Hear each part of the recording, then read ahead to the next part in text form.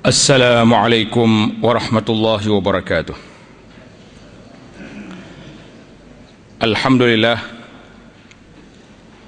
wassalatu wassalamu ala rasulillah Nabiyyina Muhammad ibn Abdillah wa ala alihi wa sahbihi wa man sar ala nahdihi wa ihtada bihadihi wa istanna bisunnati ila yaumiddin, amma ba'd. Alhamdulillah, perbincangan kita pada pagi yang mulia ini iaitulah yang kita sebut dengan tajuk yang diberi nama wacana kitab risalah yang bernama Al-Bahjah Al-Mardiyah. Keindahan yang disenangi, yang disukai pada menyatakan uzur, kemaafan, menyalahi makmum daripada imamnya. Jadi makmum bilakah dibenarkan menyalahi daripada perjalanan salat apabila kita duduk di belakang imam.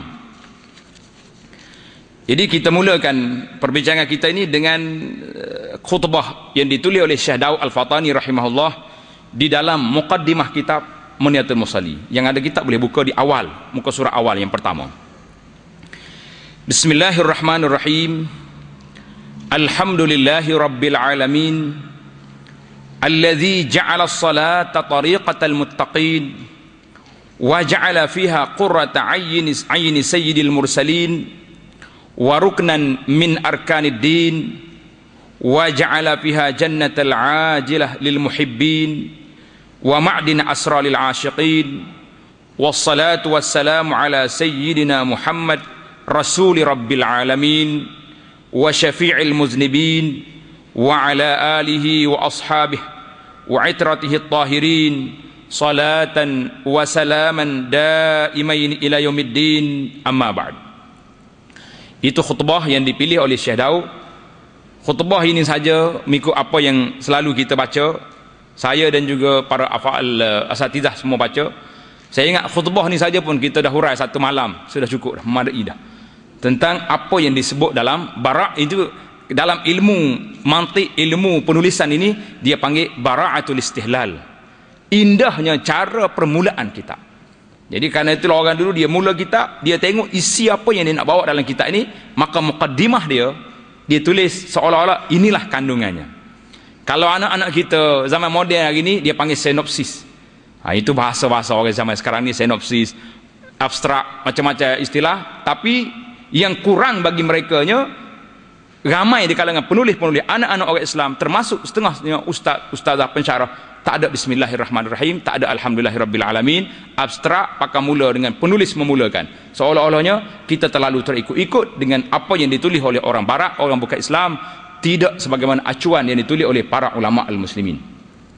Karena itulah bagi anak, setakat yang kita belajar, sama ada di negara kita, di pondok-pondok dan juga di Universiti Islam Madinah sendiri, para tuan guru kita hafizahumullah wa rahimallahu al-mauta minhum memang selalu menekankan sangat, bila bermulaan percakapan, tulisan, bismillah kena ada, alhamdulillah kena ada, selawat pada Nabi sallallahu alaihi wasallam kena ada, lepas tu barulah masuk perbincangan.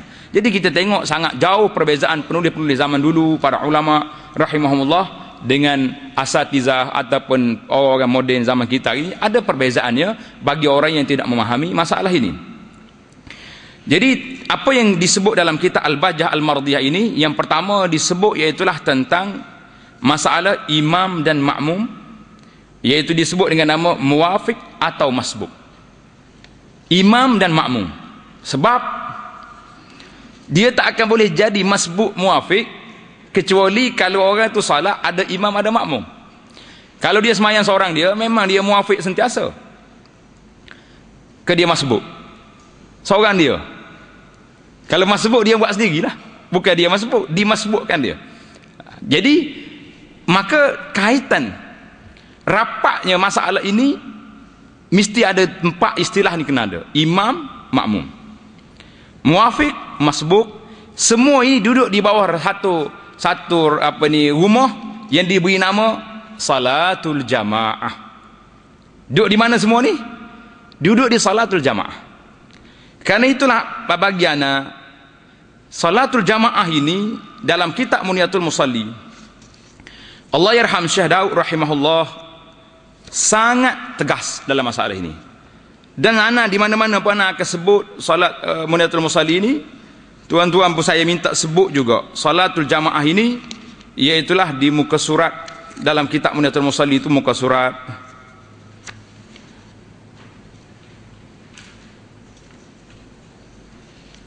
muka surat 30.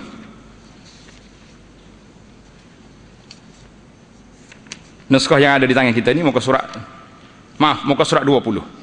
Dia punya tulisan pun nampak bolong-molek. Tengok di muka surat 20, baris selepas daripada doa tu. Dan demikian lagi, tengok Syekh Daud rahimahullah kata apa. Dan demikian lagi setengah daripada orang yang memelihara akan sembahyang dan mendirikan baginya, ia mengekalkan dan menyungguhkan di atas mengerjakan dia dengan berjamaah. Hak ni kalau boleh imam-imam besarkan tulisan ni, letak di dinding masjid. Kata-kata keramat Syekh Daud Al-Fatani, dia kata apa? Menyungguh dan atas mengerjakan dia dengan berjamaah, kerana bahawasanya orang yang sembahyang berjamaah itu lebih atas sembahyang seorang diri dengan 27 darjah, sebagaimana disebut dalam hadis yang jelas, yang sahih, yang telah dapat kepada ini. Maka tengok, maka ni letak garisan di bawah.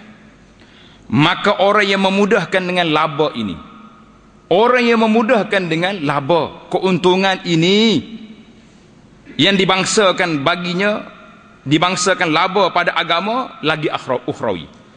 Jadi kelebihan agama dan akhirat ini dua-dua sekali dapat. Apa yang dia ada, padahal tiada payah untuk menghasilkan dia. Tak payah pergi masjid, ya, jumpalah.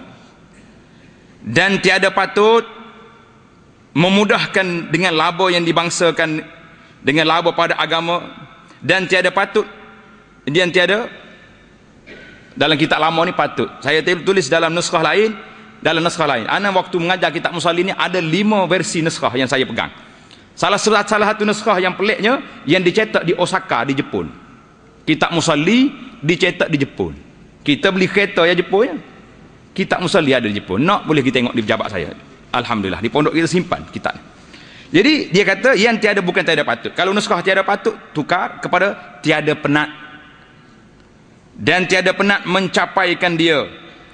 Jadi orang tak nak salat jamaah ini, maka adalah orang itu orang yang memudahkan agamanya dan orang yang tiada menghiraukan dia. Jelas tak jelas? Ini tekanlah.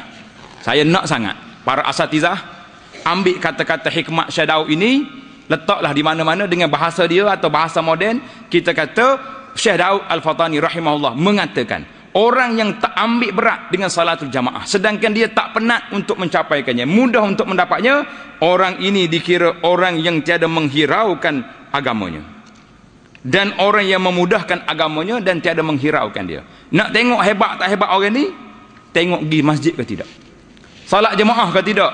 Kalau duduk bercakap tumbuk meja, marahkan mereka, siapa terbalik meja, pecah gelas kedai kopi, orang azan kat masjid sebelah tak pergi, boleh kenal lah orang ni orang main-main je dengan agama.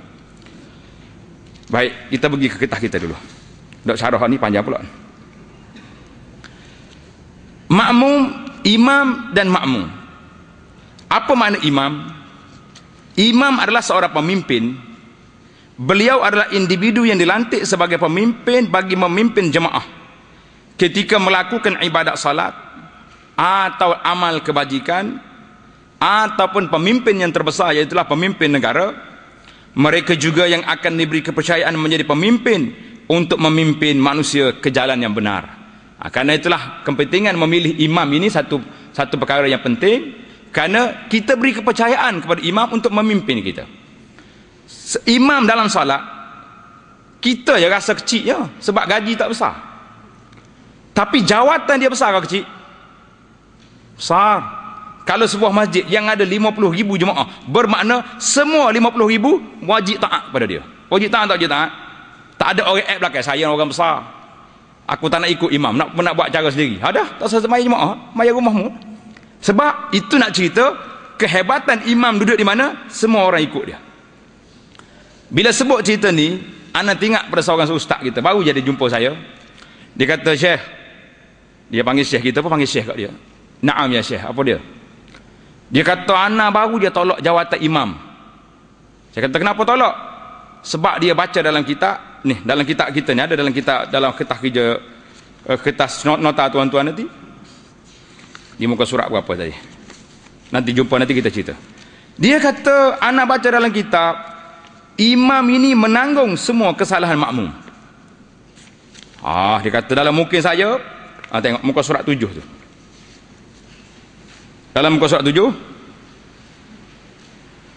tengok tanda saya tulis hitam di tengah-tengah tu. Walau syakka ba'da salam fi tarki fardin lam yu'assir 'ala al-mashhur wa sahwuhu hala qudwatihi yahmiluhu imamuh. Jadi ustaz ni kata saya tolak jawatan imam ni sebab apa? Saya tak mahu menanggung dosa-dosa anak mukim saya. Anak kata ustaz ambil mana? Dia kata dalam kitab ada imam menanggung apa yang dibuat oleh makmum. Saya kata baca perhabis ke ayat tu. Baca setengah jalan tu. Dia kata kalau baca habis mana? Imam, tengok ni, yahmiluhu imamuhu fis salah. Imam menanggung kesalahan makmum yang dibuat dalam solat. Hak dalam rumah dia kita tak wajib kita cari, kecuali imam tak bertugas. Cerita lain tak? Tengok makmum buat maksiat pun kita tak tegur. Makmum buat duk pelaga ayat, kita duk sibuk dengan beli saham dia dalam ketubah kita, itu memang tak tegur sungguh. Tak? Orang sebut hujan, kita sebut panas, cerita lain. Tapi kepahaman. Jadi anak kata syekh, anta salah faham tu, anta terima balik jawatan imam tu. Sebab apa dia kata? Yahmiluhu imamu fis salah, dalam sembahyang. Ini kehebatannya imam ini, dia boleh menanggung kesalahan-kesalahan orang dalam salat. Orang tak baca Fatihah, imam tanggung. Orang buat salah pun imam tanggung. Kalau imam buat salah, makmum kena ikut dalam sembahyang ya. Luar sembahyang jangan ikut. Baik. Orang yang layak menjadi imam ialah orang yang baik bacaan Al-Qurannya dan tiada keraguan dalam bacaan, lebih berumur, dan orang itu mestilah berpengetahuan luas tentang agama. Ini kita serah ke majlis lah ni, cari kelayakan imam ni. Yang kita nak satu lagi, pengertian salatul jamaah. Salat jamaah ialah salat beramai-ramai yang sekurang-kurang bilangannya ialah 2 orang. Paling kurang 2 orang sembahyang jemaah. Kalau sembahyang seorang tak ada jemaah. Selain daripada salat fardu Jumaat, kerana Jumaat ada bilangan tersendiri, dalam mazhab Syafi'i kena ada 40 orang dan sebagainya. Seorang menjadi imam dan seorang lagi menjadi makmum. Semakin ramai bilangan jemaah, maka semakin besar pula fadilat pahalanya. Dari sudut hukumnya, hukum salatul jamaah ni apa hukumnya?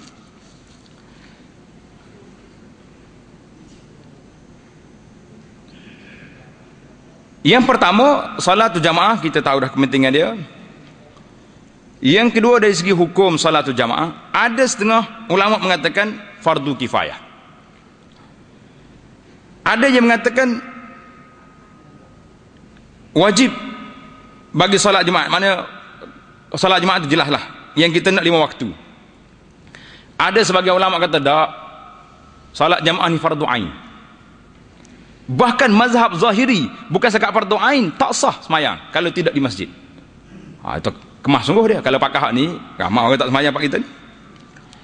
Imam Syafi'i, Hanafi dan Maliki berpendapat berjamaah ketika salat fardu adalah sunat muakkad bagi semua orang lelaki. Jadi Imam Nawawi rahimahullah, tengok dalam kitab, dalam kertas nota kita tu, saya sengaja letak di sini di muka surat 7. Minta maaf lah, kita kena tukar-tukar muka surat sikit Muka surat 7 dalam nota.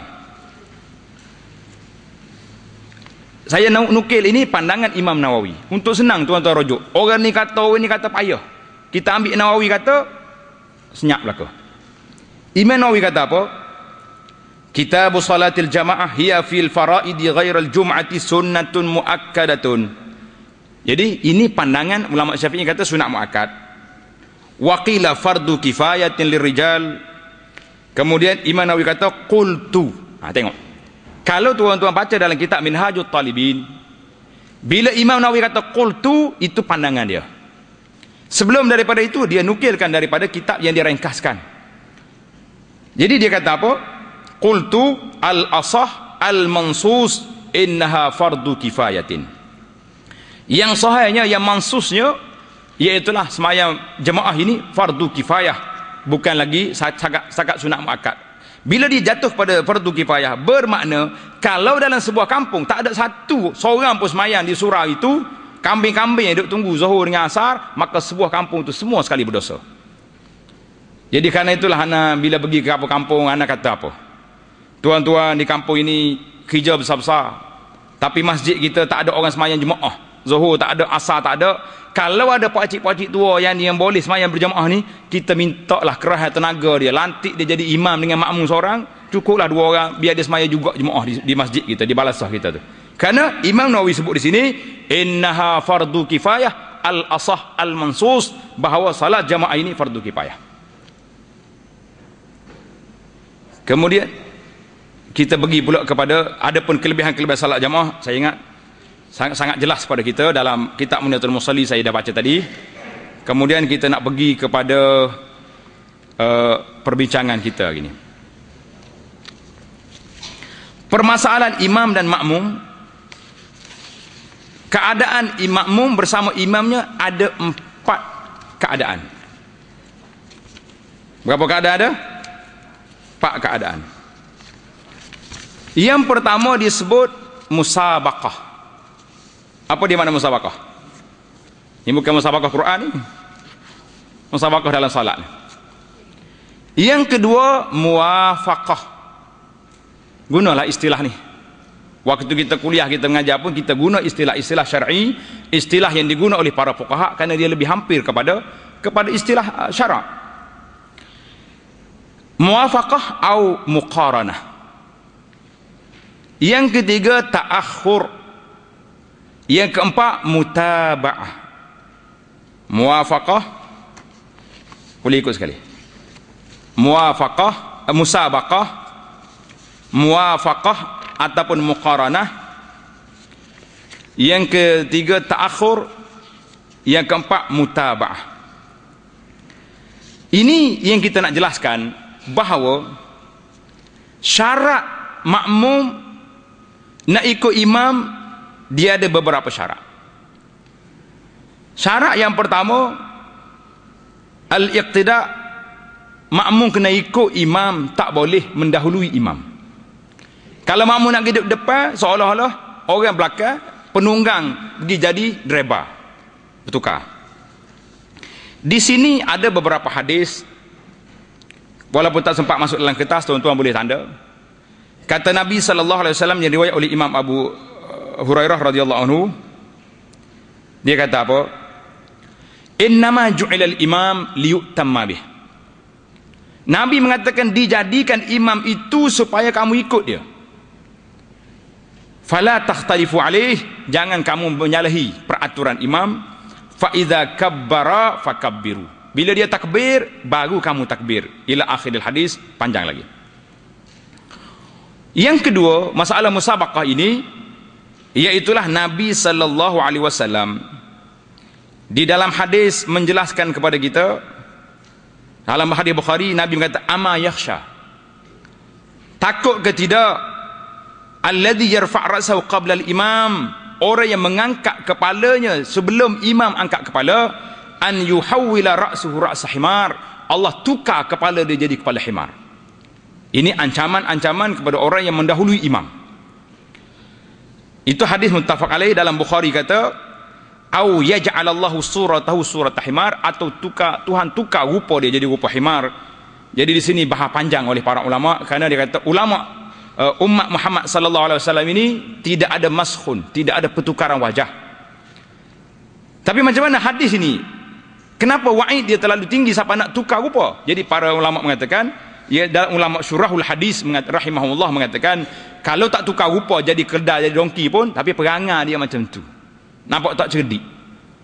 Sama hadis ni dengan hadis wa'id kepada orang yang main muzik, orang yang ashabul ma'azif wal ghina ni. Terdapat dalam hadis, dia kata Allah Ta'ala akan berlaku pertukaran wajah. Tak ada lagi orang main muzik ni bertukar jadi monyet, kita tak dengar lagi lah kan.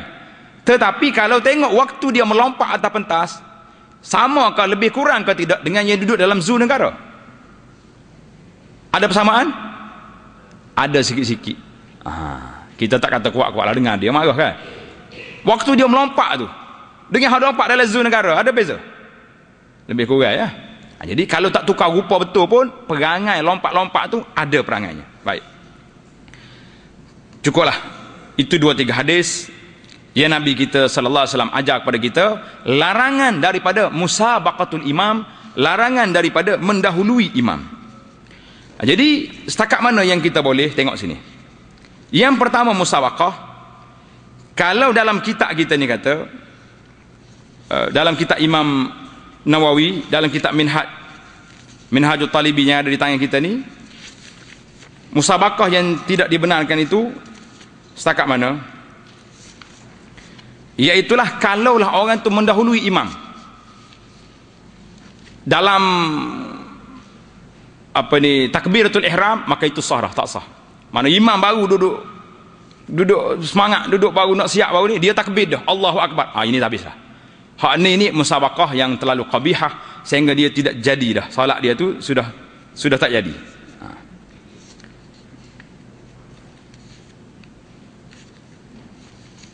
Tengok dia muka surat apa dia bagi musabaqah ni. Hari ni saya sengaja bawa kitab ni kerana saya nak dekatkan para asatizah kepada kitab yang ditulis oleh Imam Nawawi ni, kerana kita tengok hari ni kita jauh dengan kitab para ulama. Kita lebih kepada buku-buku yang ada di zaman kita hari ni. Ini disebut dipanggil at-turas. Masalah turas ni masalah yang kita kenal. Jadi kalau kita terlepas lebih daripada rukun takbiratul ihram pada waktu itu, habislah, tak jadi dah dia. Yang kedua dia panggil muwafaqah. Apa makna muwafaqah? Sekali dengan imam. Nah, itu makna muwafaqah. Orang ni buat sekali dengan imam. Imam takbir, kita buat kita angkat juga. Jadi tak jadi. Kata ulama, orang muwafaqah ni iaitulah orang yang bersamaan dengan imam. Maka di sini disebut oleh para ulama, kalaulah kita berpindah, imam rokok kita sekali dengan dia, serentak je dia. Selari dengan imam, pada waktu itu dia kata perbuatan ini perbuatan yang makruh. Yang ketiga ta'akhur. Apa makna ta'akhur? Lewat sangat. Kita terlambat sangat daripada imam. Orang panggil sekarang ni delay doa. Maknanya imam pergi jauh, kita duduk tak tahu mana lagi. Duduk tak berpindah rukun lagi. Ini dia panggil takhalluf. Ini ada dua keadaan. Ada dua keadaan. Yang pertama dengan uzur, yang kedua tanpa uzur. Takhalluf dengan uzur seperti orang tertidur. Dia tengah duduk semaya, keroh tidur. Sedar-sedar tak memang tahu rukun lain dah duduk. Macam mana nak buat orang ni? Ataupun terlupa. Ini dia panggil takhalluf dengan uzur. Ada juga dia panggil takhalluf terlewat dengan tidak uzur. Seperti dia lambat bacaan dan sebagainya. Ini yang kita akan bincang nanti. Yang keempat dia panggil al-mutaba'ah. Apa dia makna mutaba'ah? Iaitulah ikut imam. Ini yang sempurnanya dalam keadaan makmum ini. Yang kita naknya dalam makmum dengan imam ni, biar duduk di kategori yang keempat, iaitulah al-mutaba'ah. Sekarang ni kita berpindah kepada muwafiq. Apa makna muwafiq dalam salat? Tanda situ muwafiq dalam salat ini seperti yang disebut, dia tengok dalam kertas kita, dalam nota kita tu ada.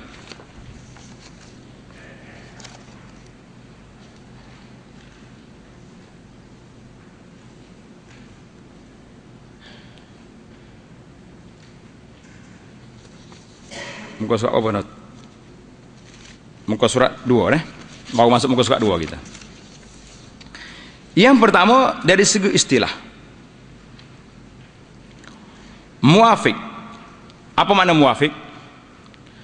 Muwafiq ialah seorang makmum yang sempat berjemaah dengan imam semasa berdiri, semasa imam itu qiyam, di mana ia sempat berjamaah dengan imam sekadar masa yang membolehkan dia membaca Al-Fatihah hingga tamat. Ini takrif ni kena jelas.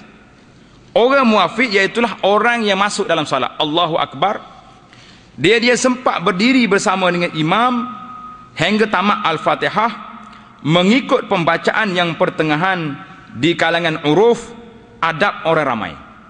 Biasanya setakat ni, waktu ni cukup untuk baca Fatihah. Tidak berdasarkan kepada bacaan makmum itu. Mungkin orang ni terlalu laju, mungkin dia terlalu lambat, yang menyebabkan kalau kita kira dia, tak boleh. Kita kena kira meter kelajuan kebiasaan orang, baru boleh pak. Dan juga tidak berdasarkan kepada bacaan imam juga. Kalau imam hak express, berat kita. Imam hak slow sangat pun berat juga. Jadi kita ambil wakana baina zalika sabila, kita ambil jalan tengah. Tengah-tengah di antara kelajuan dengan lambat. Itu makna muwafiq. Sebaliknya, makna masbuk tu apa dia pula? Masbuk ialah seorang makmum yang tidak sempat berjamaah semasa berdiri imamnya, sekadar masa membaca Al-Fatihah dengan bacaan pertengahan. Jadi kita masuk, baru start Alhamdulillahirabbil alamin, imam kita rokok dah, maka orang ini dikira masbuk. Bacaan pertengahan tidak terlalu cepat dan tidak terlalu lambat. Bahkan perhitungan bacaan Al-Fatihah itu tidak berpandukan kepada bacaan imam dan tidak berpandu pada bacaan makmum itu, bahkan mengikut uruf orang ramai. Mana-mana makmum yang tidak sempat berjamaah dengan imam semasa berdiri imamnya, sekadar masa yang membolehkan ia membaca Al-Fatihah hingga selesai, maka dinamakan orang masbuk. Jelas tak jelas kepada kita tu? Jelas. Muwafiq, orang sempat sekali dengan imam, habis Fatihah. Masbuk tak sempat baca Fatihah dengan bacaan pertengahan, maka orang ni jadilah dia dalam keadaan ni. Ini anda dengar pengurusi kita sebut tadi, iaitulah syair yang diambil dalam kitab Muniyatul Musalli ni. Dia kata apa? Dia kata apa? Ini syair ini dinukilkan oleh Syekh Daud dalam kitab Al-Bahjah Al-Mardiyah daripada Syekh Azizi rahmatullah.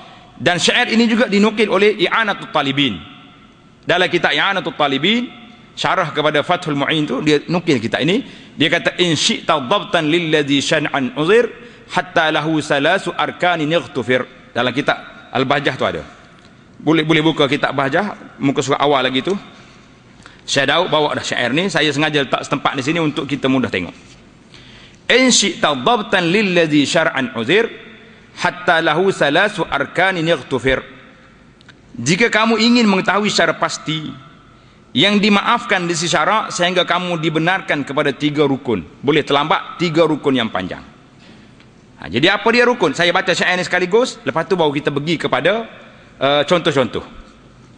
Man fi qira'atin li'ajzihi bati aw syakkaha al-qara'a wa man laha nasi. Iaitulah yang pertama, syarat dia nak dapat sini, man fi qira'atin li'ajzihi bati, orang yang lambat membaca kerana kelemahannya, atau syakun, ataupun dia syak adakah sudah membacanya, atau au waman laha nasi, ataupun orang yang terlupa. Satu, ini 3 kumpulan ada sini. Lambat bacaan, ataupun syak, baca tak baca lagi Fatihah dia, ataupun orang yang terlupa Fatihah. 3 kategori. Kita pindah pula kepada kategori yang keempat, wadif muwafiqan li sunnatil adl wa man li saktatin intizaruhu hasal. Jadi yang keempat ni, orang yang dikira muwafiq juga mereka yang mementingkan bacaan sunnah. Dia sudah takbir, dia pergi baca doa iftitah. Dan orang yang menunggu saktah imam. Lepas pada imam bagi Al-Fatihah, kita tunggu saktah, imam diam, baru kita baca Fatihah. Tiba-tiba imam tak baca surah, ataupun wal asri senapas terus di rukuk. Itu ini 3 bait yang atas ni ittifaq ulama dalam masalah ini. Kemudian kita berpindah kepada masalah khilaf, wa man nama fi tasyahudin aw ikhtalat alaihi takbirul imam min dhabat. Orang yang tertidur dalam tasyahud ataupun kesamaran, imam takbir apa saat ni? Takbir pergi berpindah rukuk ke pergi ke mana? Kadzalladzi yukammilu at-tashahhuda ba'da imamin qama minhu qasida. Demikian juga masalah khilaf juga, orang yang nak membaca tasyahud sampai akhir tapi imamnya telah pergi jauh. Jadi wal khulfu fi awakhiril masaili muhaqqaqun fala takun bighafili. Jadi 5 bait syair ni memadailah kita belajar di dalam ilmu masbuk muafiq pada hari ini insya-Allah. Jadi kita pergi pada satu-satu contoh yang ada di hadapan kita. Jadi apa dia hukum orang muafiq? Tadi kita dah baca takrif dia. Takrif dia jelas kan? Sudah nampak. Bilakah berlaku muafiq? Balik semula kepada nota kita. Bila berlaku muafiq, ia boleh berlaku ke atas seorang makmum dalam semua rakaat. Dan ada pada rakaat pertama, kedua, sama ada rakaat pertama, kedua, ketiga dan seterusnya rakaat yang keempat. Boleh berlaku di situ. Maknanya orang ni mari awal, masuk rakaat, imam sudah rakaat yang kedua. Tapi kita sempat lagi baca Fatihah secara tenang dengan dia, bermakna orang ni muafiq di situ. Ataupun mari masuk rakaat yang kedua, tak sempat juga Al-Fatihah. Imam dah nak rokok dah. Itu masbuk di situ. Jadi macam-macam keadaan yang berlaku. Kita tengok lagi hukum orang muafiq. Ini berpindah pada hukum. Orang muafiq, apa dia hukum dia? Hukum bagi orang muafiq, dimaafkan kepadanya tertinggal jarak 3 rukun yang panjang daripada imamnya.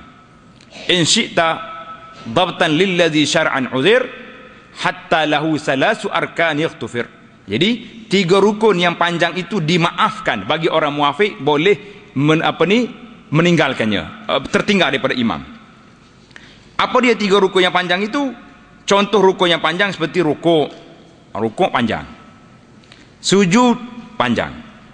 Manakala rukun yang pendek seperti i'tidal pendek. Duduk istirahat. Apa dia duduk istirahat ni? Kadang-kadang jemaah kita tanya, apa dia duduk istirahat tu? Dia kata ada cerita orang. Dia kata duduk istirahat tu, tengah semaya musra lengah, duduk sela. Betul cerita tu? Ini cerita nakal ya tak? Duduk sela tu kira duduk istirahat. Dia nak hurah tak boleh. Duduk istirahat ni duduk sebelum bangun kepada rakaat yang berikutnya. Tu ya ceritanya. Tapi jangan pasal nak syarah juga ni.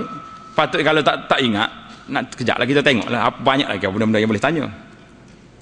Atau duduk tasyahud awal dan duduk antara 2 sujud. Ini dia panggil rukun-rukun yang pendek. Kenapa kita kena beza rukun pendek rukun panjang ni? Kerana yang dimaafkan, yang diambil kira tertinggal tadi tu 3 rukun yang panjang. Hak pendek celah-celah tu jangan bilang, jangan kira. Jadi ini menunjukkan kalau orang tu tertinggal, dia ada baca Fatihah, imam dia rokok. Imam sudah rokok, i'tidal. Berapa rukun dia tinggal? 1 baru. Imam sujud yang pertama, berapa dah? 2. Imam duduk antara 2 sujud, tak kira lagi, sebab rukun pendek. Imam sujud yang kedua, barulah dikira rukun yang ketiga. Itu cara nak kira secara mudah-mudah. Matematik kitanya macam tu keadaan dia. Baiklah, contoh-contoh dan gambarannya. Kalau tengok dalam kitab Bahjah tu yang ada di bersama dengan kita, ana senang di situ kita tengok. Syekh Daud kata apa rahimahullah. Ana tak baca habislah kitab tu. Kalau tidak masa kita yang terlalu singkat, tak cukup. Dia kata apa di sini? In syi'ta dhabtan lilladhi syar'an uzir. Syarah dianya, jika kamu hendak orang yang menuntut, orang nak tahu, orang yang sangat semangat, lobo di atas pengetahuan, orang nak tahu sangat dia punya kedudukan, apa dia nak kata. Yang tak bawa kitab boleh tengok sini, saya tolong buka ni.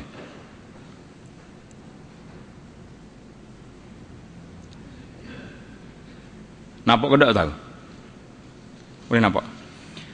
Jadi Syekh Daud kata, siapa yang nak, orang yang nak tahu, semangat nak tahu tentang apakah dhabitnya, apa artinya pada menghafal, nak jaga, nak ingat masalah ini, bagi orang yang muafiq, orang yang makmum itu, yang makmum yang muafiq bagi imamnya pada syarat yang diuzurkan, ketinggalan daripada imamnya hingga 3 rukun yang panjang itu. Yang pertama, tarikh rukun yang panjang itu telah dihuraikan, Syekh Daud sendiri sebut. Kemudian dia bawa tarikh rukun. Tarikh orang muafiq itu mereka yang mendapat akan daripada imam, kita dah baca tadi. Kemudian dia akan pergi terus. Dia kata apa? Maka barang siapa mendapat akan dia masa yang tersebut, mana dia sempat masa yang telah diberi kepada dia, apa dia? Iaitulah sempat baca Fatihah. di dalam qiyamnya, sama ada ia dapat pada awal rakaatnya atau lainnya, maka dia dinamakan orang muwafiq. Jelas. Tak kira lah rakaat pertama, rakaat yang kedua pun, yang pentingnya kita masuk dengan imam, kita masih lagi mendapat sempat baca Fatihah dengan cara pertengahan, maka orang itu dikira orang muwafiq. Diuzurkan dia baginya 3 rukun yang panjang, ketinggalan daripada imamnya, boleh tinggal 3 rukun. Jadi itu dipanggil. Kemudian, dan tiada mengapa jika telah mendahulu akan dia dengan duduk istirahat atau barang yang menyerupa akan dia rukun sekalipun, iaitulah duduk bagi tasyahud awal, maka rukuk ia, yakni sebelum lagi imamnya masuk pada rukuk yang keempat, maka orang itu dikira sempat lagi. Apa dia kata? Imam sudah bagi tasyahud, sudah sujud yang kedua, bangun duduk istirahat, belum bangun kepada yang keempat, orang ni dia rukuk, maka dikira masih lagi sempat mengejar imam. Itu maksud di situ. Dan jika masuklah imamnya pada rukun yang keempat, jadi kalau imam dah masuk rukun yang keempat, apa jadi?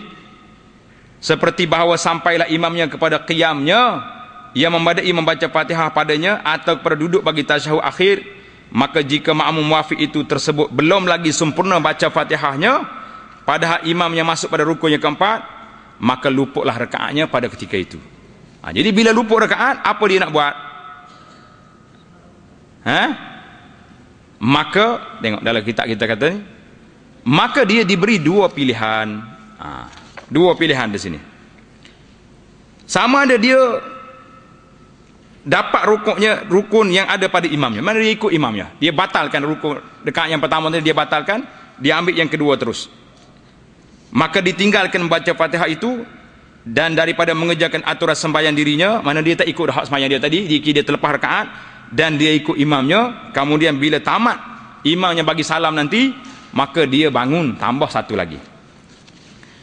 Dan ada kalanya, ini cara yang kedua, bila orang ni dah tak sempat nak kejar, waswah dia apa lambat dia sangat kuat lagi, maka dia kena niat mufarakah daripada imam.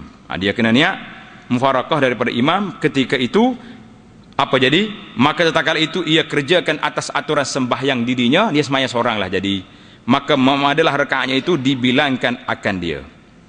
Jadi dalam kitab ni kata apa? Dalam kitab ni saya dapat kata apa?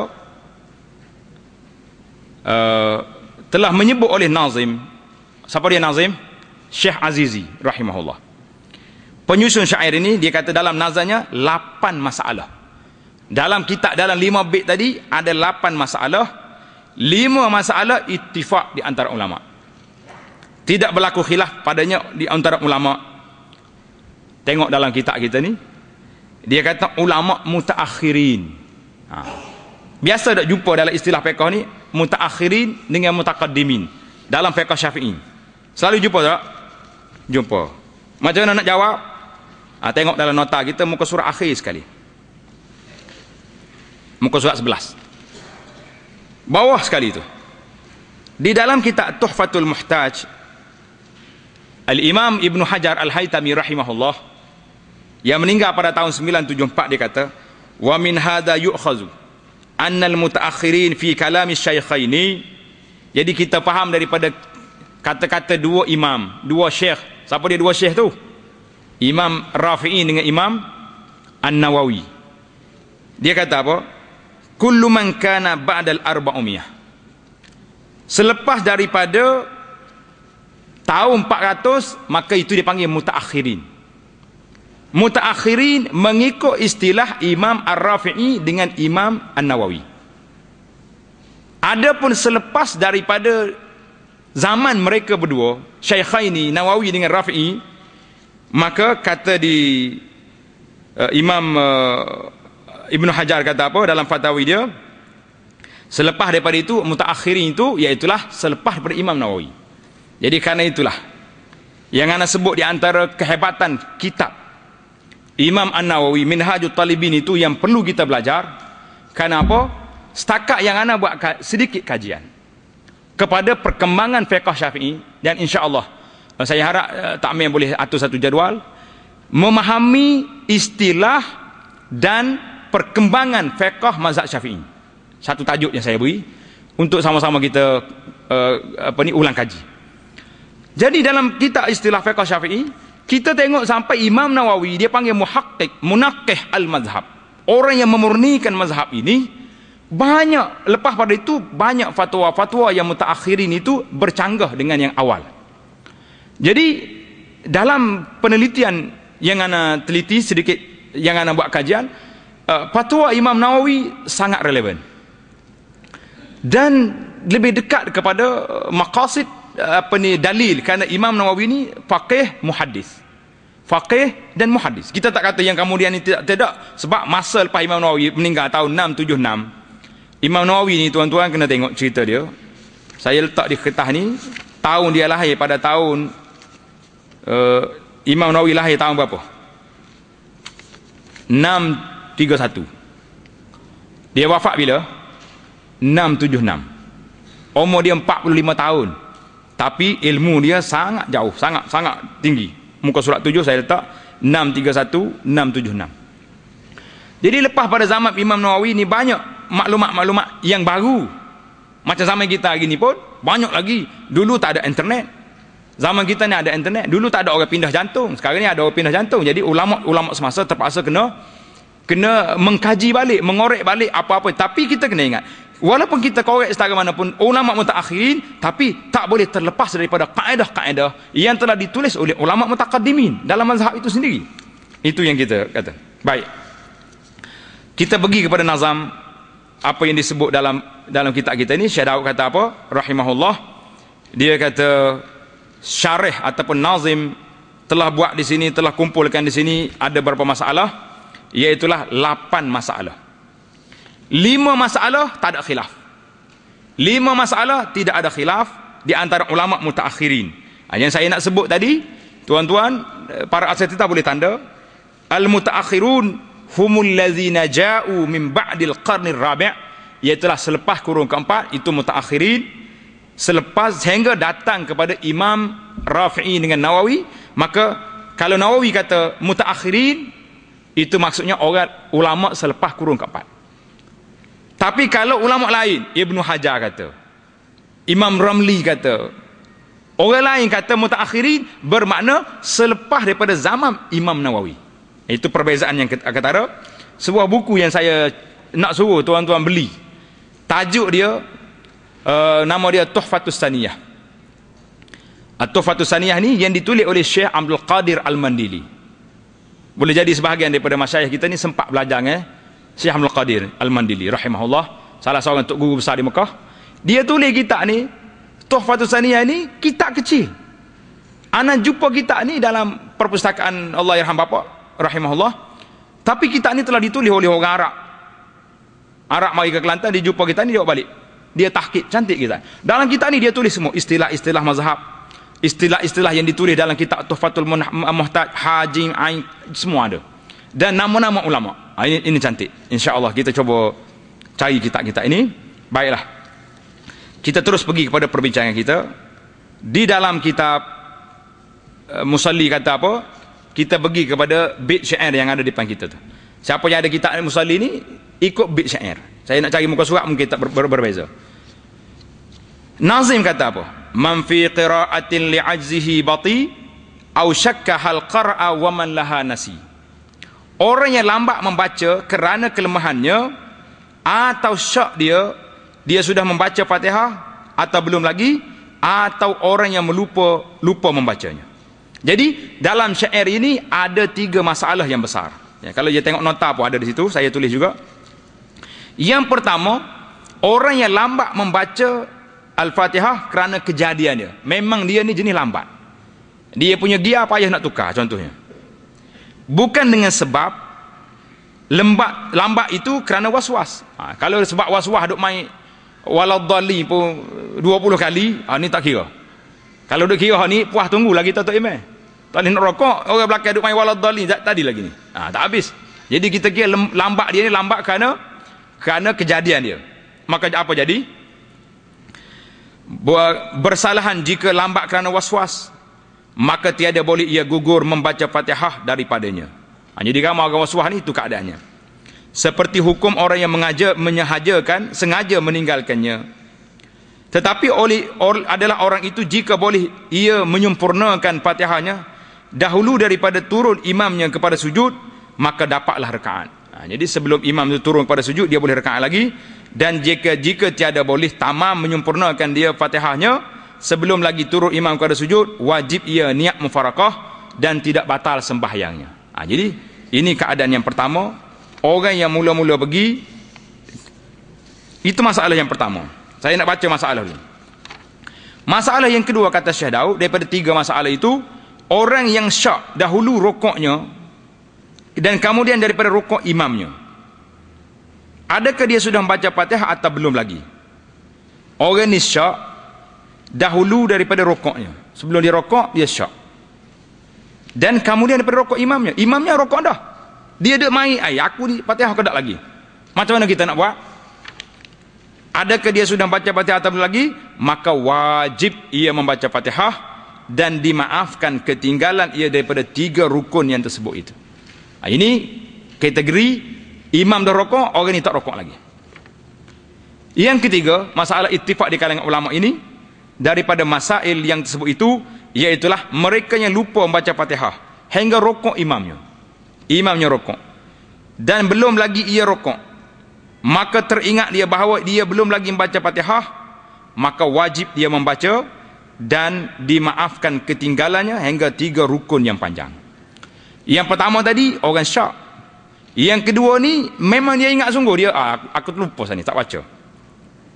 Maka adalah masalah ini perbezaan antara masalah yang dahulu. Yang pertama tadi, masalah yang kedua dia syak, baca atau tidak. Dan masalah yang ketiga ni yakin dia tak baca. Jadi 3 kumpulan ini dikira orang secara ittifaq sudah dikira dibenarkan 3 rukun yang panjang. Siapa orang ni? Kalau nak ingat, apa syair ni? Man fi qira'atin li'ajzihi bati aw syakka hal qara'a wa man laha nasi. Ada 3 kumpulan. Bati, lambat baca. Syak, baca Fatihah kedak lagi. Au nasi, terlupa. Baik. Itu kata Syekh Daud rahimahullah. Adapun jika syak ia atau teringat ia kemudian daripada sudah ia rokok, orang ni rokok dah, tak sempat baca subhan rabbiyal azim lagi, duk main aku ni Fatihah baca kedak ni, apa nak jadi? Nampak macam mana orang ni? Dan rokok imamnya, maka tiada boleh lagi ia kembali membaca Fatihah. Tak boleh lah. Dia terus dengan rokok, tak boleh nak cuk, tak boleh nak menghula, tak boleh. Tetapi wajib berkekalan ia mengikut imamnya, dan wajib ia datang kemudian daripada salam imamnya 1 rakaat. Jadi kita tunggu imam sampai sudah. Bila imam assalamualaikum, orang ni kena bangun tambah 1 rakaat lagi, kerana dia terlupa rukun dalam rakaat yang pertama awal tadi. Baik, itu satu. Dan jika syak ia kemudian daripada ia rokok, dahulu daripada rokok imamnya, Allah, ada juga dia jenis maya ekspres ni. Imam tak rokok lagi, dia rokok dah. Cepat sangat, boleh jadi mengantuk ke macam mana, zerak je tu rokok. Apa nak jadi? Maka imam tak rokok, kemudian rokok imamnya. Imam pun Allahu Akbar rokok.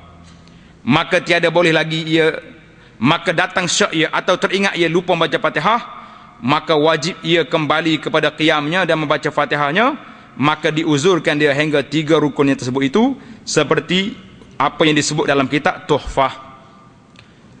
Kalau jumpa dalam kitab Jawi ni, kitab Syekh Daud Petani khasnya, kalau dia kata Tuhfah tu, Tuhfah apa? Setengah ustaz ni panggil kitab topoh. Jangan topoh, tukang dengan topoh, kalau tukang dengan buah topoh kan susah pula kita. Tuhfah, baca sebut tu. Tuhfatul Muhtad. Tuhfatul Muhtad, syarah Minhajun Nawawi. Kitab Minhaj yang saya sebut matan di sini, syarah dianya Tuhfatul Muhtad, Mughnil Muhtaj, Nihayatul Muhtaj, semua main Muhtaj belakang. Tapi depan tu dia tukar Tuhfah Imam Ibn Hajar, Nihayah Mughnil Muhtaj Al-Khatib Asy-Syarbini, Nihayatul Muhtaj Ramli. Jadi kita nama-nama kitab ni insya-Allah kena selalu sebutlah, baru ingat. Habislah kita pergi pula kepada 3 ni jelas. Termasuk dalam 5 perkara yang telah disebut oleh Syekh Daud ni, perkara yang ittifaq ulama. wadif muwafiqan sunnatal adli wa man li saktatin intizaruhu hasal. Tengok warna lain atas tu as-sunnatal adlu, muwafiqan as-sunnata al-adlu. Tabak cetakan Yaban Jepun lain dia tulisan. Dia kata wadif muwafiqan li sunnatin adal. Dia punya ana letak dua-dua situ, tak garisan, nak bezakan apa benda perbezaan. Wadif muwafiqan as-sunnatal adlu, yang kedua wadif muwafiqan li sunnatin adal. Hendaklah dikira orang muwafiq bagi mereka yang mementingkan sunnah. Mana lepas dia takbir Allahu Akbar, dia duduk baca wajhatu wajillazi fataras samawati wal ard. Dan waman lisaktatin intizar. Dan yang kelima, orang yang menunggu saktah. Apa makna menunggu saktah? Menunggu imamnya berhenti selepas daripada baca Fatihah. Waladdallin. Amin. Jadi imam yang faqih dia akan berehat sekejap. Itu mana saktatul imam. Nak suruh rehat situ supaya makmum sempat baca Fatihah. Ini di antara fiqhul imamah. Kerana kita ni berbeza. Dalam Quran sebut wa iza quri'al qur'anu fastami'u lahu. Bila dibaca Quran, mu kena dengar. Jadi kalau kita baca juga, imam baca kita baca, tak dengar Quran. Tapi oleh kerana mazhab Syafi'i tetap berpegang dengan qiraatul imam, qiraatul makmum, itu tidak masuk kepada orang yang semayang di belakang imam yang ada makmum, ada tak kira lah baca apa ni sirri ke jahri, kena baca juga Fatihah. Maka apa cara kita nak taufik di antara dua pandangan itu? Dengan cara kita berhenti saktah. Waladdallin, amin, berhenti rehat, bagi makmum peluang. Alhamdulillahirabbil alamin, bismillahirrahmanirrahim, waladdallin, barulah kita terus sambung dengan surah yang kita nak baca. Jadi tiba-tiba pak imam kita ni apa dia buat? Tengok dalam syarah dia kata apa? Telah menyebut nazim bait ini dua masalah yang diuzurkan, tiga rukun yang panjang meninggalkannya. Apa dia kata? Yang pertamanya, orang muwafiq meninggalkan Fatihah sebab ia sibuk membimbang. Itu makna sibuk. Sibuk membaca doa iftitah. Maka rokok imamnya dahulu daripada bahawa dapat ia menyempurnakan Fatihahnya. Kita dah baca Fatihah doa iftitah, tiba-tiba imam rokok dah. Apa nak buat? Sama ada ia dibacanya atau belum lagi dibaca, maka diuzurkan dia ketinggalan tiga rukun yang tersebut. Jadi kita boleh terus baca Fatihah sampai habis. Maka sebut oleh nazim orang muwafiq supaya keluar orang masbuk yang membimbangkan membaca sunnah akan Fatihahnya, maka Allah baginya hukum yang lagi akan datang insya-Allah. Jadi syekh kita ni awal dia sebut muwafiq dulu, yang masbuk lepas ni. Itu yang pertama. Yang pertama di sini dalam bait yang ketiga ni bermakna masalah yang keempat. Masalah yang kelima dalam kitab kita tulis yang keduanya. Orang yang muwafiq itu sebab menanti akan saktah imamnya, kerana menuntut sunat membaca kemudian daripada Fatihah imamnya. Tiba-tiba tiada berdiri bagi mana tak berlaku saktah. Imam tak saktah. Pakai waladdallin amin, bismillah lalu. Imam nak kelang kabut, nak cepat. Macam imam apa ni? Tarawih kita lah. Ha. Dia panggil imam express. Apa nak jadi dengan express ni?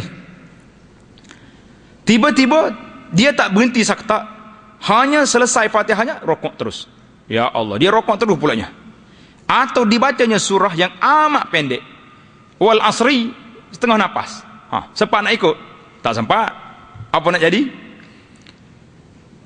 Atau membaca Fatihah atau mentamam ke dia, maka diuzurkan di ketinggalan tiga rukun yang panjang. Jadi makmum macam ni boleh diberi kelonggaran.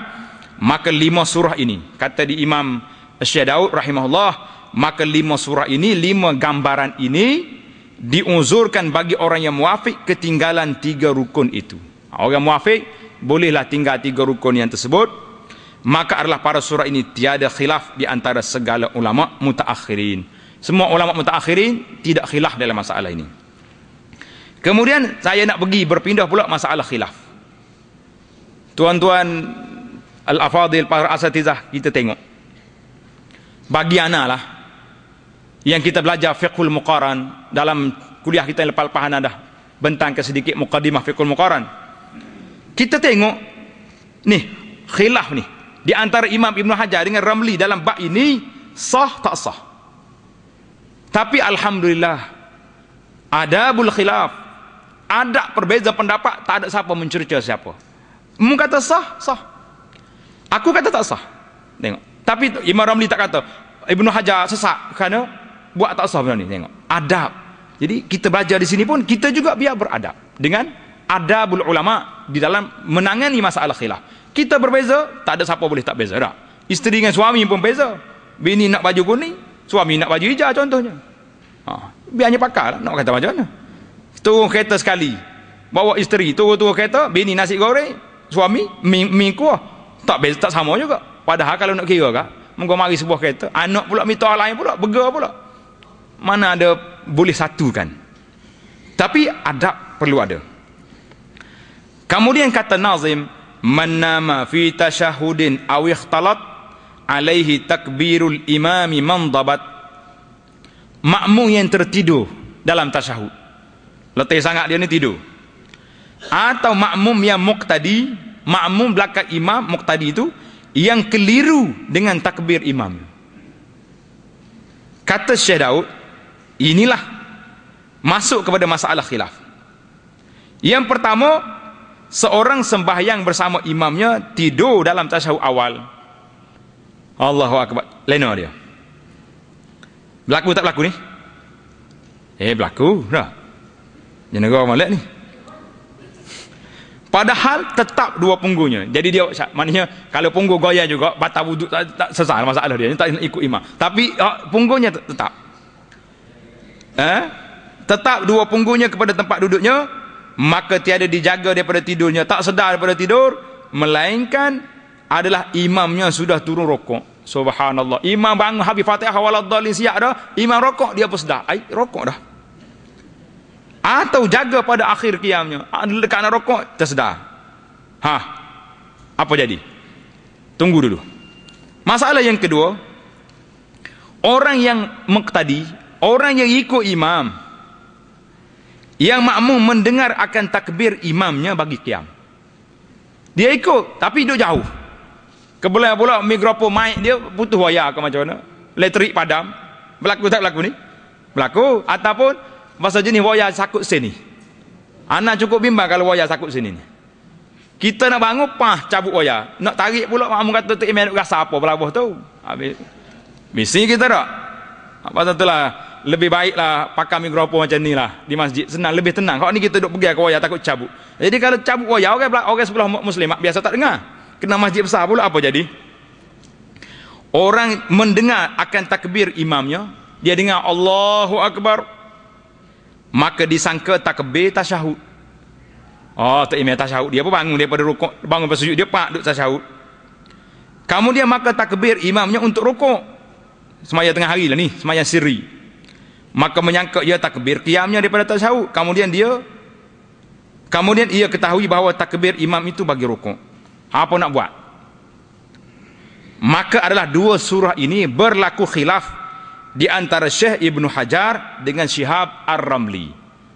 Hajar dengan Ramli ni tuan-tuan, kalau ingatlah cerita-cerita kita belajar pondok dulu, orang-orang yang dia dua kategori. Orang Mekah, Ibn Hajar Al-Haytami Al-Maki melebihkan Ibn Hajar. Cerita, boleh dengar cerita tak? Dia kata Ibn Hajar ni batu kerah. Orang Mesir kata Ramli lebih hebat lagi, sebab dia ni pasir. Batu tak lekat kalau buat rumah dengan batu saja, kalau tak masuk pasir. Mana sedap dia dua tu? Jawabnya kena gabung dua-dua lah baru jadi. Kalau ikat pasir saja utuh juga bangunan. Ikat batu saja pun tak jadi juga, kena ada pasir dengan batu. Jadi kata ulama mutaakhirin, dia kata kita kena pakai dua-dua. Ibn Hajar dengan Ramli hebat belaka, dua-duanya kena gabung, kalau tidak utuh bangunan. Nak kata apa? Kita suka cerita zaman dulu, pelik-pelik cerita dia. Orang mazhab Hanafi dengan Syafi'i kelahi, dengar ada cerita? Dia kata orang Syafi'i, mu jangan tunjuk imam tak berani nak keluar ke dunia ni kecuali setelah imam aku mati. Kebetulannya Imam Abu Hanifah meninggal tahun 150, tahun itulah Imam Syafi'i lahir. Dah ke dia nyemai, nak kata apa? Cerita. Baik. Maka adalah dua surah ini berlaku khilaf di antara Syekh Ibn Hajar dengan Syekh Ramli rahmatullahi alal jami'. Kata Syekh Ramli adalah orang tadi yang tertidur dengan yang salah dengar tadi dikira orang muwafiq. Mana dia boleh teruskan 3 rukun yang panjang, dimaafkan ketinggalan 3 rukun yang panjang. Dan kata Allamah Ibn Hajar adalah masalah ini dikira orang itu masbuk. Tak, orang ini masbuk, dia kena terus ikut imam, qada balik lepas imam bagi salam. Maka tiada lazim akan dia, tapi dibacanya barang yang dapat jua daripada Fatihahnya, maka wajib dia ikut akan imamnya seperti orang masbuk jika dapat rukuk serta tumakninah sebelum lagi angkat imam daripada rukuk, dia dapat rakaatnya, dan jika tiada dapat rakaatnya seperti lagi akan datang bicaranya. Tengok jelas tak jelas? Sah tak sah maya ni di antara Ibn Hajar dengan Ramli. Tapi itulah adab ikhtilaf. Jadi kalau kita jumpa masalah ni nak fatwa macam mana? Nak ikut Ibn Hajar ke ikut Ramli? Jawabnya boleh berlaku dua-dua. Kalau tanya hak mana nak pakai mana ustaz ni? Pakailah hak mana. Hak mau buat dah lagu mana? Saya teruskan muafiq. Tak apa. Syekh Ramli kata boleh. Dah saya masbuk. Ibn Hajar kata boleh. Awak sendiri? Dah Ibn Hajar kata tak, saya nak kata tak. Orang panggil nak lepas jawab lah tu. Ke lagu mana? Baik, itu satu. Kemudian Nazim menyebut yang ke-8. Masalah yang ke-8 dalam bab ini, dalam bab muwafiq ini, apa jadi? Kazallazi yukammilu tasyahuda ba'da imamin qama minhu qasida. Syekh ini kalau baca sedap, jenera molek ni. Apa ni? Yang terakhirnya kazallazi yukammilu tasyahuda ba'da imamin qama minhu qasida. Demikian juga orang yang hendak menyempurnakan tasyahud awal selepas imam bangkit darinya untuk qiyam. Jadi kita duduk tasyahud awal lambat, imam bangun dah. Apa hukumnya? Kata syaratnya, ini adalah gambaran masalah. Ia duduk bersama dengan imam baca tasyahud awal, maka tak kala berdiri imamnya daripadanya, maka berhenti makmum daripadanya supaya ia hendak sempurnakan tasyahud awalnya. Maka tatkala berdiri betul dapat akan imamnya rokok. Kalau dia bangun, imam rokok dah. Apa hukum orang ni? Kata Syekh Ramli, ianya dihubungkan dengan orang muwafiq, diuzurkan ketinggalan rukun yang tersebut. Dan kata Syekh Ibn Hajar, orang ini dikira orang yang masbuk. Orang ketinggalan dengan tiada uzur, maka tiada diuzurkan dia melainkan barang yang orang yang muwafiq meninggalkan baca Fatihah tadi. Jadi kata dia Syekh, orang ni orang muwafiq, orang masbuk yang tertinggal, jadi dia kena balik kepada hukum masbuk. Wal khulfu fi awakhiril masaili muhaqqaqun fala takun bighafili. Bilangan 3 masalah yang akhir ini berlaku khilaf padanya, janganlah engkau lupa khilaf 3 masalah terakhir itu tak boleh kita nak jadikan satu. Kata dia Syekh Azizi rahimahullah. Jadi habislah kita masalah kita ni, kita berpindah pula pada masalah masbuk. Tadi muwafiq. Jelas tak jelas? Saya ulang balik dia ketah kita ni. Masalah muwafiq ada berapa masalah dalam kitab kita? 8 masalah. 5 mu'ittifaq, 3 khilaf. Boleh ulang balik. Apanya ittifaqnya?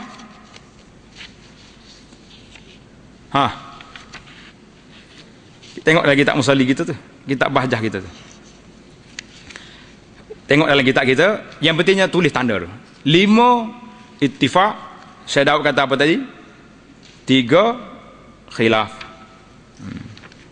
Baiklah, oleh kerana masa kita berlalu, kita pergi kepada masalah yang kedua, masalah masbuk. Masalah masbuk, tengok dalam kitab kita pun ada, dalam kitab kita ada.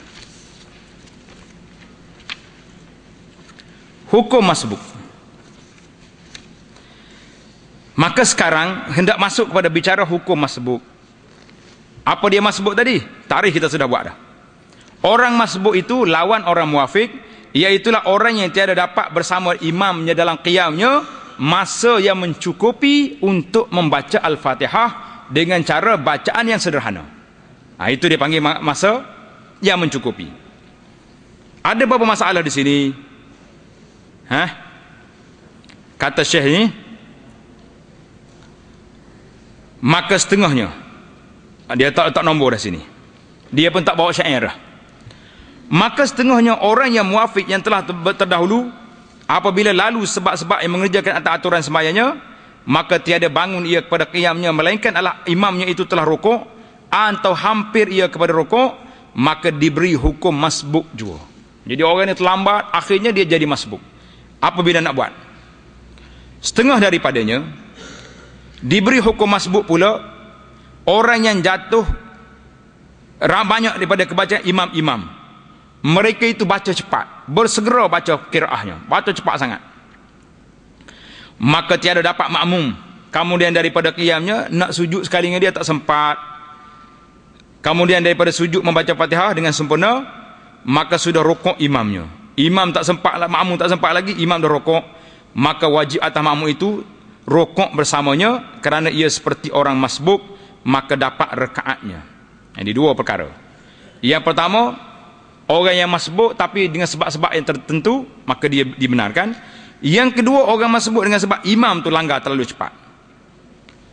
Jika jatuh seperti yang kemudian itu daripada tiap rakaat sekalipun, dan jikalau ketinggalan makmum itu sebab hendak tamamkan Fatihahnya hingga rukuk imamnya, dan dibangkit imam daripada rukuknya, atau ia rukuk serta imamnya tetapi belum lagi ia dapat tumakninah dahulu daripada bangkit imam daripada rukuk dan dalam sekurang-kurang rukuk, maka luputlah rakaatnya. Maka hendaklah ia mengikut imam pada barang yang ada imam padanya, ikut keadaan imam, kemudian dia tambah serakaat lagi selepas bagi salam. Itu di antara kategori-kategori dalam kitab apa ni, panjang sangat dalam kitab Bahjah ni. Saya nak baca dalam nota kita. Nota ni lebih ringkas dan rasa saya lebih mudah. Tengok muka surat 5. Contoh yang pertama, setengah daripada makmum itu pada mulanya ia adalah orang-orang muafiq. Dia muafiq.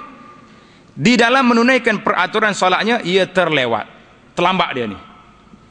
Belum sempat ia bangkit qiyam, tiba-tiba imamnya telah rukuk atau hampir rukuk. Hukum makmum itu ialah orang, jadi dikira orang itu orang masbuk. Maka jika ia sempat qiyam dan terus rukuk sebelum imamnya bangkit daripada rukuk, maka ia mendapat rakaat itu dan dimaafkan dia meninggalkan bacaan Fatihah. Dia pakai terus pergi ya. Orang ni apa jadi? Orang terlewat. Yang kedua, imam terlalu cepat baca Fatihah, maka makmum tak sempat. Ketika itu makmum dikira masbuk, dia terus boleh pergi. Tetapi dia kena tambah satu rakaat lagi. Adalah sunat bagi orang masbuk tidak membaca apa-apa sunat selepas takbiratul ihram, tapi dia terus dengan Fatihah saja. Baik. Masalah yang ketiga, contoh yang ketiga, seorang masbuk yang berjamaah dengan imam, apabila rukuk imamnya dan makmum yang masbuk belum lagi sempat baca surah Al-Fatihah, di mana dia tak baca apa-apa melainkan Al-Fatihah, hendaklah dia tinggalkan bacaan Fatihahnya dan wajib ia mengikut imamnya rukuk, kerana Al-Fatihah yang belum dibaca atau sempat dibaca sebagainya itu seumpama ditanggung oleh semuanya ditanggung oleh imamnya. Jika makmum yang masbuk itu bertabiat lambat bacaannya sekalipun, tidak wajib katanya membaca lebih daripada kemampuan yang dapat, berlainan kepada makmum muafiq yang lambat bacaan, dia dikehendaki menghabiskan bacaannya. Yang keempat, jika seorang makmum masbuk rukuk terkemudian daripada imam sempat membaca Al-Fatihah sehingga imamnya bangkit daripada rukuk, maka luputlah rakaatnya itu. Masalah yang kelima, seorang makmum masbuk bersolat jemaah, sibuk membaca zikir sunat, tiba-tiba imamnya rukuk. Apa nak buat? Maka dia wajib membaca Fatihah sekadar zikir yang dia baca. Contoh yang ke-6, jika seorang makmum yang masbuk itu diam, tak baca apa-apa, dia senyap Allahu Akbar khayal situ, tak baca apa-apa, dia dikehendaki menggunakan ijtihad zannya, lama mana dia berhenti tadi, sampakah tidak kepada iyyaka na'budu wa iyyaka nasta'in. Kalau setakat tu baca setakat tu. Contoh yang ke Habis dah. Apabila makmum masbuk itu selesai membaca daripada Fatihah kerana menggantikan zikir sunat atau diamnya dalam contoh yang kelima dan keenam di atas, kemudian wajib ia rukuk. Jika ia dapat rukuk dengan imam sekadar tamakninah dengan yakin sebelum imamnya bangkit daripada rukuk, sedangkan ia baru saja selesai membaca Fatihah, atau ia sempat rukuk dengan imamnya tetapi tidak ada tamakninah, maka luputlah rakaatnya itu.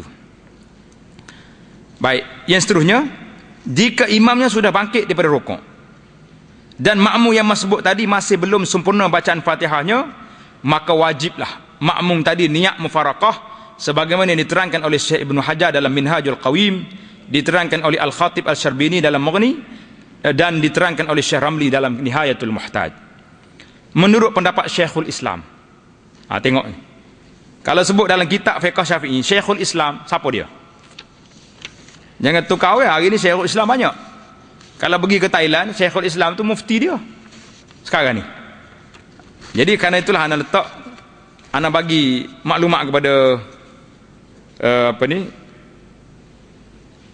dalam kitab kita, dalam istilah-istilah dia sebut Syekhul Islam dalam kitab Syafi'i, maka nama dia Syekhul Islam Zakaria Al-Ansari. Syekhul Islam Zakaria Al-Ansari. Makmum yang masih belum sempurna bacaan Al-Fatihahnya sedang imamnya sudah mengangkat kepala daripada rukuk, tidak wajib atasnya niat mufaraqah, bahkan diberi pilihan mufaraqah atau tinggalkan rukun, dia jadi masbuk, dia kena tambah satu rakaat lagi. Jadi ini antara masalah khilaf yang Syekh Daud rahimahullah sebut di akhir di dalam masalah dia di dalam kitab Al-Bahjah Al-Mardiyah. Jadi kitab ini cantik kalau kita baca satu-satu, tapi masa yang sangat-sangat terhad, kita hanya tengok kepada apa-apa yang sempat. Jadi saya nak habiskan bacaan kita ni dalam kitab, dalam khitah kita ni. Ada satu cerita, biasa kita panggil satu soalan timbul.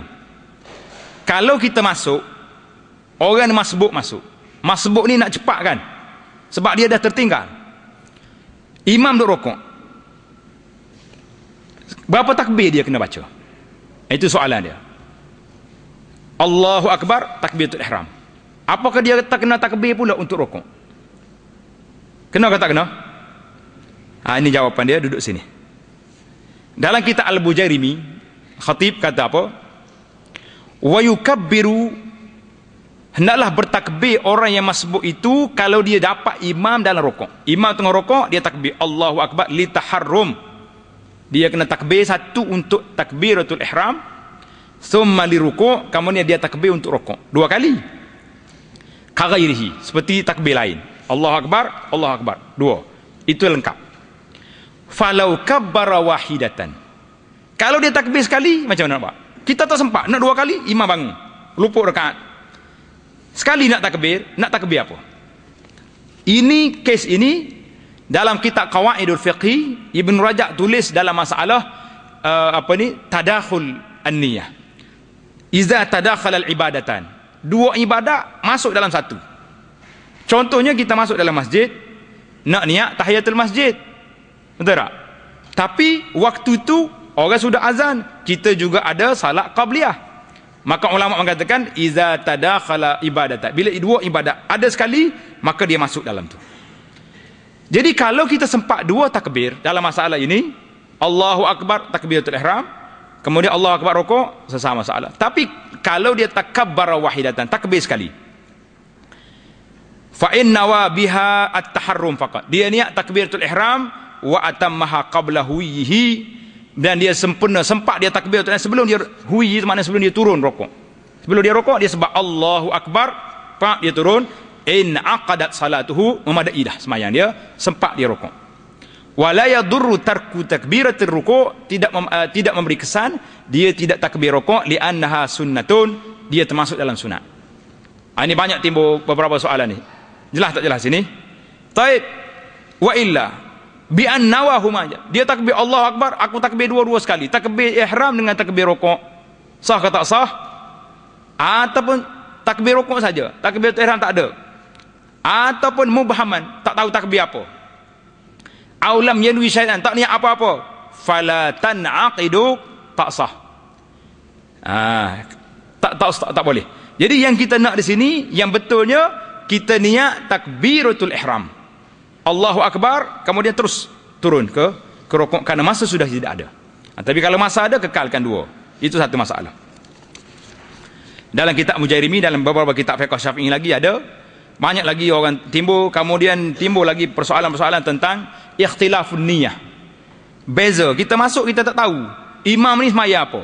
Ini saya nak baca dalam kitab ni. Sebelum tu kita pergi kepada ni dalam buku, dalam kitab kerja kita ni. Dia panggil masbuk Jumaat. Kalau orang semaya Jumaat masbuk, apa nak buat? Solat Jumaat diwajibkan berjamaah. Oleh itu tidak sah kecuali dengan berjamaah, sekurang-kurangnya dengan 40 orang. Kita ambil mazhab Syafi'i 40 orang, berakal, balik dan siapnya. Bagi seorang makmum yang masbuk ingin mendapat Jumaat, dia hendaklah sekurang-kurangnya sempat rukuk bersama imam pada rakaat yang kedua. Mana kalau orang ni tertinggal apa benda, dia sempat lagi takbiratul ihram Jumaat dengan imam pada rakaat yang kedua, maka orang itu sah Jumaat dia. Tapi kalau imam dah i'tidal dia, tak boleh lagi. Dia tetap takbir, tapi dia lepas imam bagi salam, dia kena niat, dia kena sembahyang 4 rakaat. Satu lagi yang peliknya, ini perbahasan panjang. Ana ambil dalam kitab Hasyiah Abu Jairimi kepada tuan-tuan di sini. Kalau mana-mana makmum masbuk, orang masbuk sempat sembahyang Jumaat dengan imam 1 rakaat, dia kena tambah berapa rakaat? 1. Tengah dia tambah 1 rakaat, mari orang lain pula join. Allahu Akbar, niat sembahyang Jumaat dengan dia. Sah ke tak sah? Tengok dalam kitab kita ni. Dia kata apa? Summa lamma sallama imamul jum'ati wa qama al-masbuq liyati bir-rak'ati allati alaihi. Jadi orang masbuk bangun nak sembahyang Jumaat 1 rakaat lagi tu, iqtada bihi akhar. Mari orang lain ikut dia, wa nawal Jum'ah. Orang ni niat sembahyang Jumaat juga. Apa jadi? Wa adraka ma'ahu raka'atan. Sempat lagi 1 rakaat dengan dia ni. Fala yudrikul Jum'ah, maka tak boleh dia sembahyang Jumaat. Bal la tasihhu niyatul Jum'ati kama qarrarahu syekhuna. Jadi syekhuna di situ iaitulah Syekh Zakaria Al-Ansari. Tapi yang peliknya dia kata apa? Wa khalafahu. Pandangan ini telah di mukhalafah, telah dibawa satu pandangan lain, hajim. Hajim dalam istilah rumus fiqh Syafi'i Ibnu Hajar. Hajim, jangan duk baca haji situ. Orang tak guna haji zaman dulu. Hajim maknanya rumus kepada Ibnu Hajar. Ibnu Hajar fa'afta bi idrakil jum'ati bi idrakir rak'ati ma'a masbuqin qama yutimmu salatahu. Orang ni ikut orang ni, dia boleh sembahyang Jumaat juga. Jadi dalam ketah ni kata apa? Jumaat berantai. Macam mana Jumaat berantai ni? Mana-mana makmum masbuk yang sempat berimamkan orang yang mendapat 1 rakaat dengan imam Jumaat, maka dia juga dikira mendapat Jumaat jika dia sempat mendapat sekurang-kurangnya rukuk imam pada rakaat yang kedua sebagaimana di atas. Kemudian dia menambah 1 rakaat lagi selepas salam imamnya. Jadi pandangan Imam Ibn Hajar begitulah berlaku sampai ke asar. Orang ini sambung Jumaat sampai ke asar. Dia panggil sembahyang Jumaat berantai mengikut pandangan Ibnu Hajar. Ini cerita dia panggil lugz al-ghaz al-fiqhiyah ni. Tiraz al-fiqhi, cantik. Kadang-kadang kita tengok masalah yang pelik-pelik. Jadi itulah di antara perkara yang saya nak sebut. Ada lagi beberapa perkara, saya harap Minhajut Talibin yang ada di tangan kita ini boleh kita ambil pandangan. Kemudian timbul juga soalan, saya nak jawab juga, muka surat 8. Imam Nawawi kata apa? Wal asahhu sihhatu qudwatis salim bis salis. Pendapat yang sahih, sah kita ni makmum yang baik, yang sempurna, tak bocor. Kita pergi ikut imam salis, yang air kencing tak tos. Sah mengikut pendapat Imam Nawawi. Wa tahiri bil mustahadati, perempuan yang bersih pergi ikut imam dia tu mustahadah, boleh. Ghairil mutahayyirah. Jadi terjawab di sini, wal asah sihhatu qurwatis salim bis salis. Apa lagi yang kita nak kata? Dalam muka surat yang sama, faslun la yataqaddamu ala imami fil mawqif wa taqifu imamatuhunna wastahunna. Ini kena jelas. Kalau ustazah jadi imam kepada sama-sama orang perempuan, dia kena duduk di tengah-tengah, dia bukan duduk depan. Setengah ustazah kita ni dia ambil sejadah macam tu imam juga, macam pak imam, tak, dia mak imam, tak boleh duduk di depan, dia duduk wastahunna, duduk tengah-tengah. Satu lagi pendekatan yang kena jelas, wa yukrahu wuquful ma'mum fardan. Ramai makmum dia semayang seorang-seorang dia. Dia nak semayang dekat tiang, dekat dinding. Ini buat kita kena jelas bahawa perbuatan ini dalam mazhab Syafi'i mengatakan makruh. Penjelasan panjangnya kita tak huraikan di sini. Kemudian ada beberapa perkara lagi yang kita nak sebut, tapi oleh kerana masa kita tidak ada, kita bincang lain lagi insya-Allah di dalam perbincangan yang lain. Yang saya nak kata yang terakhirnya itulah tentang mustalahat Syafi'iyah. Ada aqwal, tengok muka surat 10. Al-aqwal itu perkataan Imam Syafi'i. Qadim yang lama, jadid yang baru, al-aujuh. Al-aujuh ni wajah. Baca dalam kitab mana-mana pada satu wajah. Jumpa tak jumpa dalam kitab kita? Ada dalam kitab Jawi, pada kitab Arab. Wa fi wajhin. Kalau wajah ini bukan daripada Imam Syafi'i, wahya ara'u ashabis Syafi'i, pandangan sebahagian ulama mujtahid dalam mazhab Syafi'i. Itu dalam satu wajah. Turuk ni iaitulah perbezaan pandangan menyebut tentang mazhab. Itu turuk. Wal azhar. Kalau kata azhar, iaitulah pandangan yang rajih daripada dua pandangan Imam Syafi'i. Al azhar. Lawan dia az-zahir.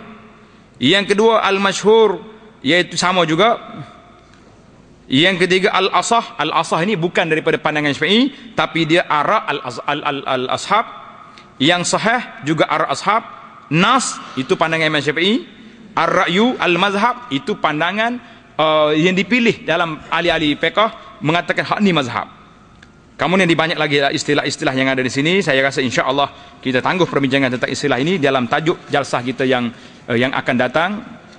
Tentang tajuk perkembangan fiqh mazhab Syafi'i dan memahami istilah mazhab, insya-Allah. Jadi setakat itu dulu yang dapat saya perkatakan pada kali ini. Apa yang baik itu daripada Allah, yang tak baik itu daripada kelemahan digana. Walaupun ringkas, insya-Allah saya rasa dengan cara kita baca kitab lama-lama ni, kitab ni selalu dibaca di masjid-masjid, tapi kalau kita wacana begini dia agak lebih memudahkan, insya-Allah. Mudah-mudahan apa yang kita kemukakan di sini ada manfaatnya. Aqulu qawli hadza wassalamu alaikum warahmatullahi wabarakatuh.